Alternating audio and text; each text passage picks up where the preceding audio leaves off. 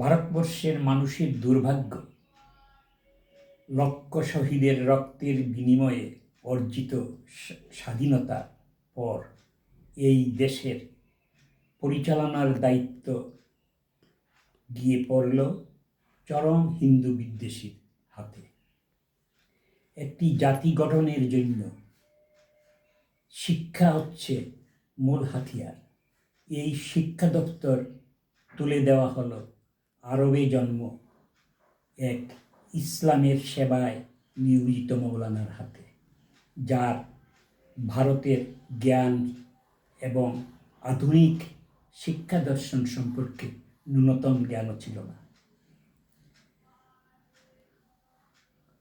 ভারতীয় জ্ঞান ভাণ্ডারের চাবিকাঠি এবং ভারতবর্ষের সমস্ত ভাষার জননী সদৃশা সংস্কৃতকে করা হলো অপাঙ্ক্তেয়। অন্যদিকে মাদ্রাসা শিক্ষাকে দেওয়া হলো সব ধরনের সুযোগ সুবিধা। হিন্দুদের ধর্মীয় কোনো শিক্ষা প্রতিষ্ঠান গঠনের উপর আরোপ করা হলো বিধিনিষেধ।